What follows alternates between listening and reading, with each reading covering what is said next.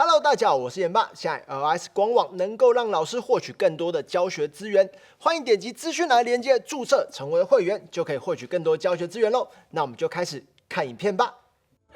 LS 情境科学教材，让每个孩子学会像科学家一样思考。本教材由教育部补助，台湾化学产业协会公益赞助。我叫做约翰·华纳。当我27岁时，就已经获奖无数，拥有50多项专利，还曾受邀登上杂志的封面人物。在化学界我的名声很响亮。我甚至一度觉得自己是本世纪最伟大的化学家。就在我以为要走上人生巅峰时，命运却给我带来了最沉痛的噩耗。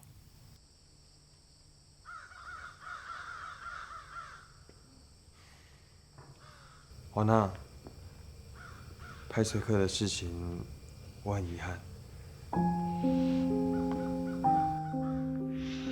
我多想再抱抱我的儿子，我还想带他去很多地方玩。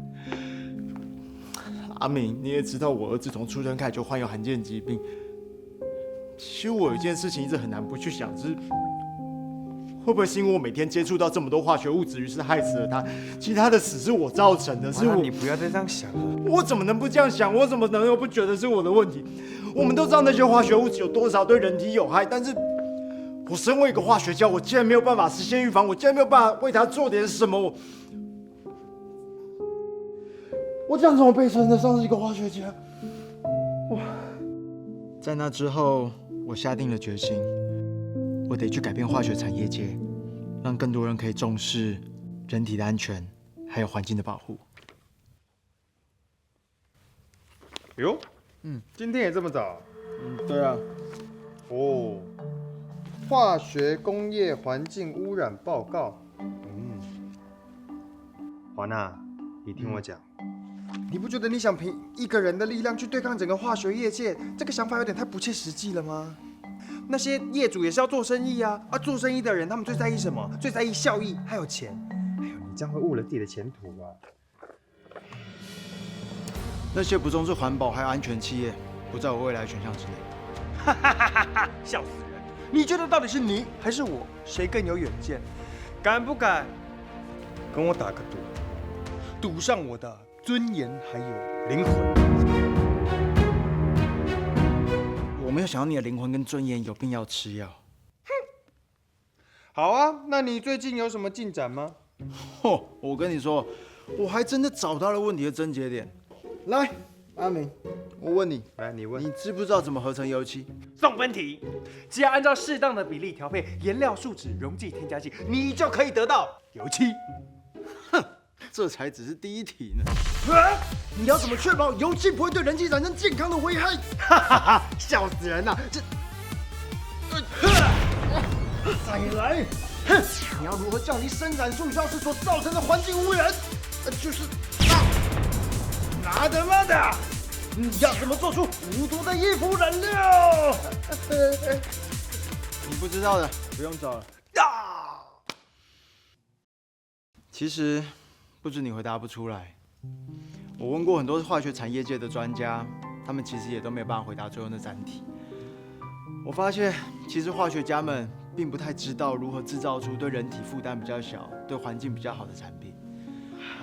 怎么可能？整个化学产业界有那么多化学家，其实大家多多少少都有意识到，就是环境跟安全甚至健康的问题。但是我们刚才所提到的这些知识，其实在我们化学领域里面，我们在求学或者在工作过程当中都没有被提到。化学家们自然也就很难去思考这些事情。你这么一说，好像真的是这么一回事。对，这还真的是一个大问题。等一下，我没有时间跟你耗了。我还肩负着要把宇宙奥秘传授给未来时代的使命呢。等一下，你只是要去当侄女的国小自然家教，也不用讲那么帅好吗？你闭嘴！我侄女的自然课本跑去哪里了？你是说这一本吧？啊，对，谢。你干嘛？给我！等一下，就是这个什么鬼啦？课本啊！课本怎么了？连国小的学生学习都有一本课本可以当做参考，但是在化学领域却没有一个人负责统整如何能够做出对环境还有人体友善的相关资料。对，这代表我可以写一本书，就像是课本一样，提供给所有的化学家当做参考。对，对，对。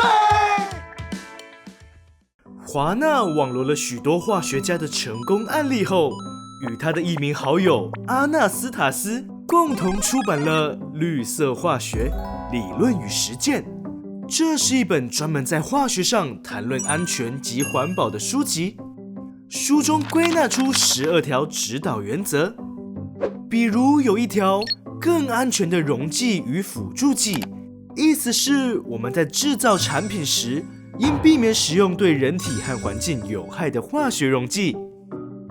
以制造油漆举例，油漆的原料是粉末，为了让粉末变成油漆，需要将原料加入特定的化学物质中，这种物质称为溶剂。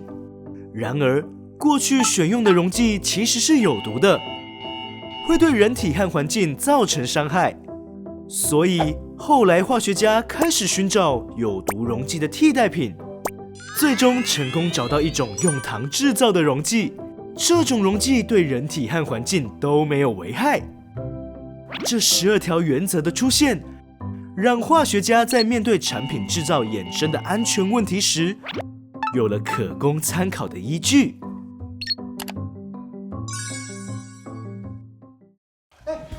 大忙人，哇，难得看到你在这里耶。是啊，我跟你讲，我最近是真的有忙到，我每天就是在发表推广演讲，可是效果不是蛮好的吗？你看那些读过绿色化学的化学家，不都回答了你之前考的那一大票奇怪的问题？也是啦。等，你怎么会知道？你活动有来？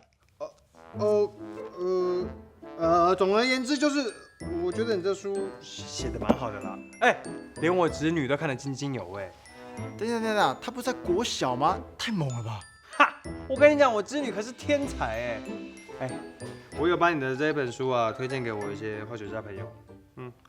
阿明，我不是要帮你哦，我只是之前想说要去试试看那个绿色化学的技术，然后没想到在安全又环保的同时，它还兼顾了经济上的效益，这么划算的东西，我怎么可能会错过啊？其实也是多亏有其他的化学家做了很多成功案例，我只把它集结成册而已啦。对了，你要就是运气好，你就是运气好才会赢得我们两个之前那一场赌局。赌局？愿赌服输，就把我的灵魂献给你吧。收好你的灵魂，或是我杀了他。你也不用太得意了。目前企业引进的部分还不是说很普及，而且我跟你讲，有一部分很保守的那些化学家他们到现在都还有一些质疑的声音。你想改变整个业界的目标，早得很呐。我知道改变并不是一朝一夕就可以完成，对我来说，这本书它只是个开始，接下来还有很多事情要做。我差点忘了，我跟厂商有会议，要协助他们导入绿色化学技术。等，完了。如果你有需要的话，尽管跟我们讲，包括我在内，我们大家一定会尽力帮忙。谢谢你们。后来开始有企业参照绿色化学的原则，尝试践行研发，比如某染发剂公司便与华纳合作。他们注意到传统染发剂为了让染发效果更好，常会在配方中加入一些刺激性物质，但长久使用下来，容易产生皮肤红肿、掉发等不良的副作用。为了改良染发剂，华纳他们从大自然中找到了灵感。昆虫在脱壳后会马上变色，是因为昆虫体内有某种特殊成分所致。后来他们发现，这种成分能从植物中萃取到，并且也真的可以把头发染色。于是，这种用新配方改良的染发剂，不仅达到了与旧有产品相同的效果，还大大降低了染发剂对人体的危害。这便运用到了12条原则中的设计更安全的化学品及产品等原则。于是业界逐渐引进各种绿色化学的技术，新一代的化学家也开始投入相关的研究。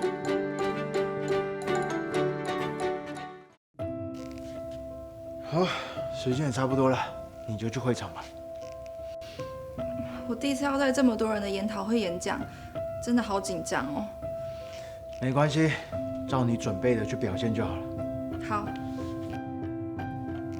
啊，对了，如果你在会场遇到有比较保守的观众问你说：“哎呀，你看看啊，你都专注在这个绿色化学的领域，你就限缩了你在化学产业的发展，你的前途就被耽误了。”那你遇到这个问题，你会怎么回答呢？有趣的问题，但我想绿色化学迟早会成为未来的主流，所以那些不想要我研究绿色化学的公司，本来就不在我的考虑范围里面。好，去吧，你没问题的。好，谢谢教授。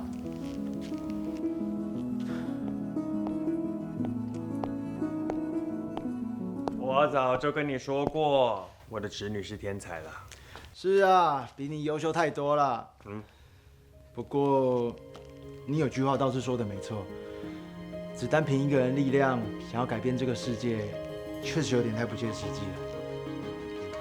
我只是起了一个头，但就像涟漪一样，我相信会有更多富有创意还有热情的科学家投入这个领域，贡献他们的发明。这个领域还有太多值得我们去探索的东西，可能要5年、10年。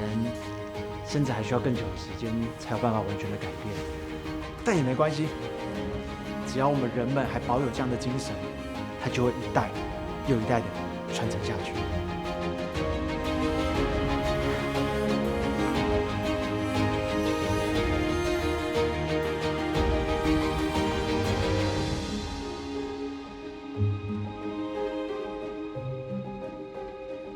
If you look around the world, you know that there are problems. There is climate change, there is plastics in the ocean, there are toxics in the waterway. The world needs to solve these problems. We need people who have the creativity, who have the imagination to invent better ways of doing things. The only way to make these problems go away is if you invent something better. But you need to learn how to do that. So please consider dedicating your life into making the world a better place by inventing that.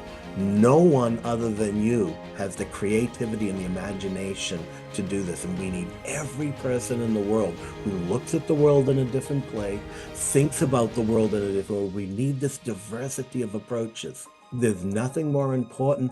And to be honest with you, after doing this for 40 years, there's nothing more fun.